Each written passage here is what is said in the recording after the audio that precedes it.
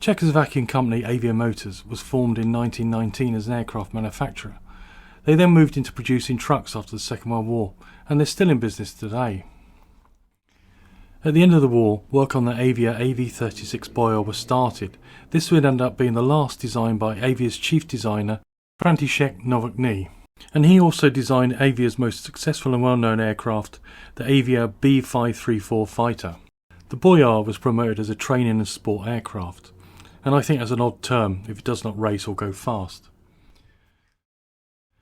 Its construction: it had an all-wooden wing with two continuous box girders covered with plywood. The fuselage had a lattice structure and square cross sections, and was welded from steel tubes covered with canvas. The tail surfaces, stabilising and keel surfaces were also all wooden, covered with plywood. The fixed two-wheel landing gear each carried a single cantilever shock absorber leg with drum brakes. It also had a steerable tail wheel. The cabin had doors on each side, 2 seats with dual controls, and behind was space for luggage.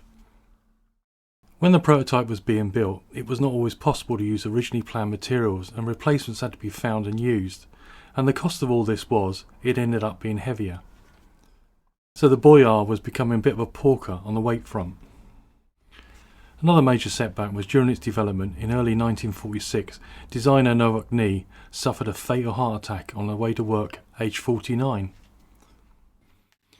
But after all this, the Avia AB-36 Bojar, Oscar Kilo Alpha Hotel Zulu, first flew on the 16th of July 1946.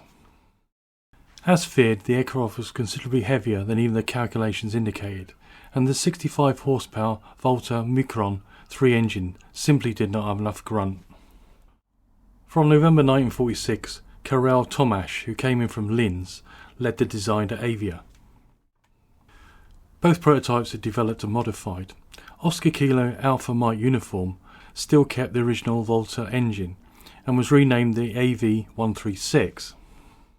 Oscar Kilo Alpha Hotel Zulu was also renamed the AV-236 and fitted with a Toma 4 engine. This had a flatter windscreen, wheel spats, redesigned straighter fuselage that was also lengthened by just under a metre, and it did end up with slightly better performance. Hotel Zulu made an appearance at the first post-war Paris Air Show in November 1946. Interest was shown, but no orders were forthcoming. Flight tests continued for some time. This promising aircraft looked good, but both aircraft still struggled with poor performance. Eventually, development work on testing of the 2 prototypes was finally stopped, and both aircraft were deleted from the aviation register in 1950 and 1952. I guess they're both scrapped and nothing remains as far as I know. But the Bojar and a few other aviation rarities I have covered still live on in various types of models. Many thanks for watching. Please like, share, subscribe and leave a comment as always appreciated. No Czech people are hopefully harmed in this video with my Google Translate pronunciation.